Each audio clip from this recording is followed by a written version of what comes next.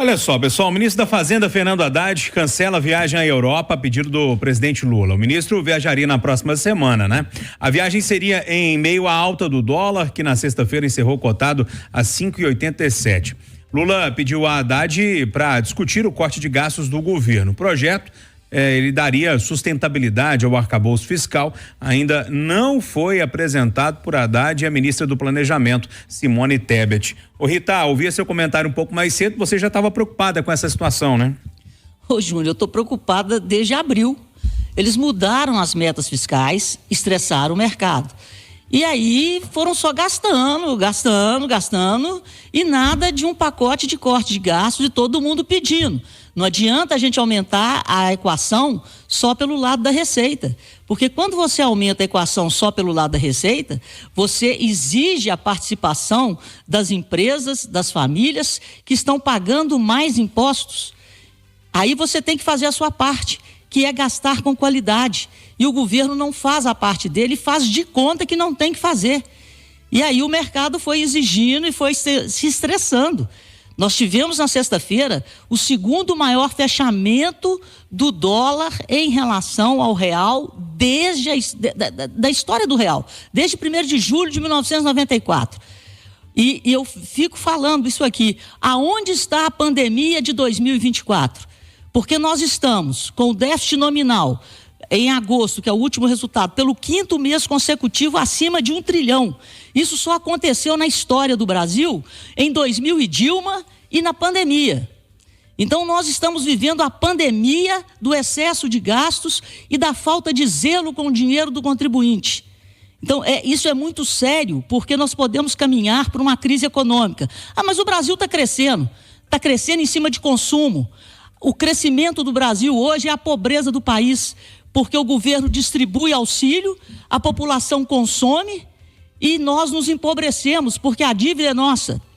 Está tudo errado. E se não tiver uma contenção de gastos, se os políticos não entenderem que o problema do país, desde a redemocratização, é a falta de responsabilidade fiscal, é a falta de busca do controle das contas públicas, é a falta da busca do superávit primário, do equilíbrio das contas, nós vamos passar por outra crise econômica como a que nós passamos em 2015 e 2016, por excesso de gastos, falta de gestão, e nós estamos sendo precificados por isso. Dólar em alta, bolsa em queda e juros em alta. Ô Eduardo, o Fernando Haddad sempre falava, não, tá tudo certo, só falta o ok do Lula e tal, papapá. A gente tá vendo que é uma conversa para boi dormir e parece que o Lula, pelo menos é a sensação que eu tenho, que deu uma acordada e falou, vem cá, vamos conversar sobre isso. Vai ver quem foi aquele negócio que bateu a cabeça lá no banheiro. Pode ser. Falou, vamos acordar aqui que esse trem tá piorando demais, velho. Pode ser. O dólar chegou quase 6, né? Negócio doido. Aqui. Deu uma mexida no cérebro. Deu mexida, sacudiu lá dentro, filho. Deixa eu te falar. Quem tá falando aqui não é antipetista não, tá? Nem antibolsonarista. Tá muito esquisito, João. Nós vamos diminuir o custo. Aí um avião deu um probleminha lá, vamos comprar uns aviões. Peraí.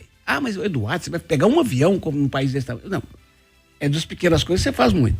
Esse Bolsa Família, do jeito que é, João, eu escuto o dia inteiro só. Mas é o dia inteiro. Onde quer que eu vá. Eu fui ajustar a manga de uma camisa que meu corpo não combina com o braço, a roupa tem que diminuir.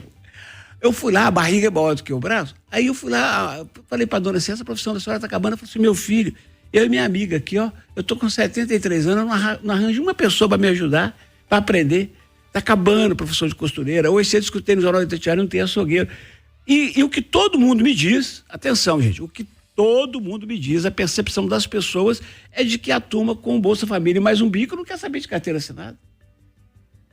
Infelizmente, e depois que veio à tona aquele gasto de 3 bi do pessoal do Bolsa Família com as BET, 3 bi, aquilo escandalizou geral, senhor Júnior. Depois daquilo, o que o governo está fazendo? Está dando dinheiro. Ô Júnior, o governo está dando dinheiro para os meninos fazer o 2º grau, Bolsa pé de meia, não sei o que e tal. Agora o ministro da Educação anunciou lá em Fortaleza que vai dar dinheiro para quem quiser fazer magistério. Mas esse dinheiro não devia ser para melhorar as condições de trabalho do professor e o salário do professor? Então, gente, o negócio está ficando muito esquisito. E o que eu vou falar aqui agora sai da boca da prefeita que teve uma votação estupenda em Contagem, mais uma vez. é a Marília. Você vai ser candidata a governador? Ou qualquer? Ela falou assim, não, eu tenho o PT carimbado na minha testa com a estrela, é minha história, eu não saio do PT, eu amo o PT, mas eu tenho consciência do antipetismo, eu não ganharia eleição, o PT não ganha eleição. A melhor voz do PT em Minas falando isso.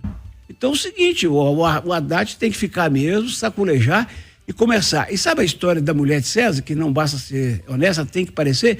Está no momento em que o governo não apenas tem que enxugar os gastos, mas tem que mostrar isso. E pode ser em pequenos detalhes, sim. E isso vale para todos os governos. Vale para o Fuad, que está criando a secretaria também. Ô Edilene Lopes, e aí, em Brasília, o que se fala disso aí? O Eduardo tocou num ponto certíssimo. Ele citou agora o pé de meia. Nós acompanhamos na semana passada a reunião global da educação e também o G20, o GT da educação do G20 que foi realizado em Fortaleza, e de fato o ministro da Educação, Camilo Santana, anunciou a expansão do pé de meia, que é o pé de meia licenciatura, que é a bolsa para quem quiser fazer cursos para se tornar professor, e fez anúncios que na verdade não combinam com o momento atual, porque o governo federal está entre a cruz e a espada. Primeiro, aqui na esplanada dos ministérios está uma guerra completa, cada ministro querendo defender a sua pasta e o orçamento da sua pasta, mas vai ter que cortar em algum lugar. E o governo já falando mais adiante, não é nem contenção de anúncios de investimentos que estão fora da cota do investimento obrigatório, não. O governo já fala em cortar no que é obrigatório. Isso poderia esbarrar, por exemplo, no estabelecimento do mínimo constitucional que se tem para investir na educação.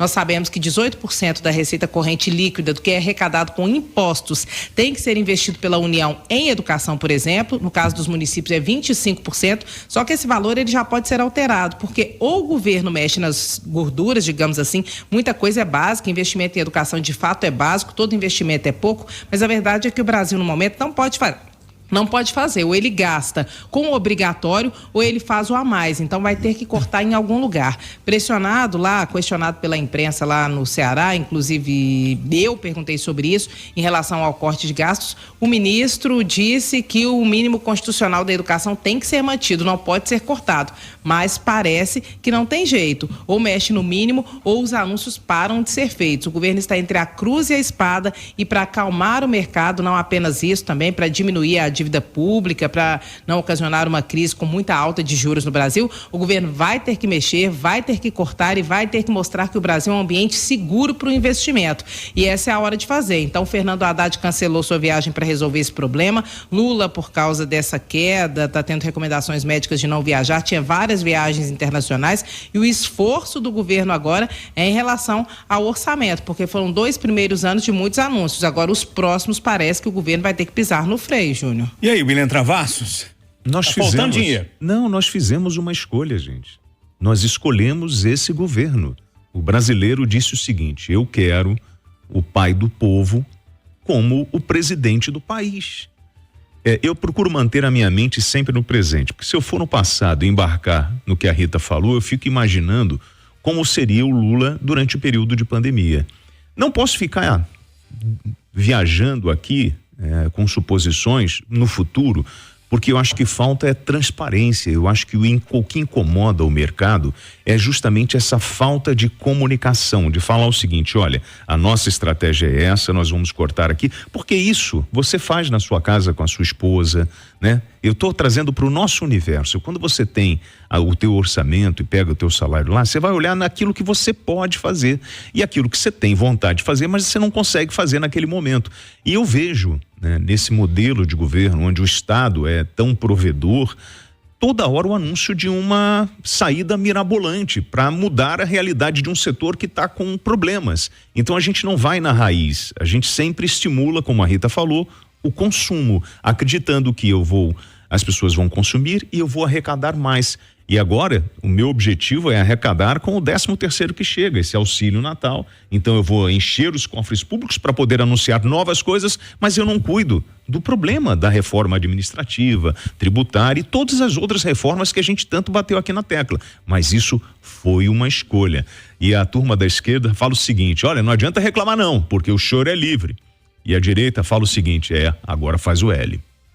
Pessoal, por causa da grande... O Travassos, só para pontuar, mas ter feito a reforma tributária foi um grande avanço nesse governo, porque o governo do Bolsonaro tentou fazer e não conseguiu. Então esse é um avanço importante, só que ele não é a única coisa que deve ser feita, né? Tem muito a se fazer ainda. Rita, que entende tudo desse assunto, pode dizer isso. Eu acho o seguinte, primeiro, a reforma tributária ainda não saiu do papel e nós vamos pagar o maior IVA do mundo por falta de articulação capaz de cortar impostos para a população.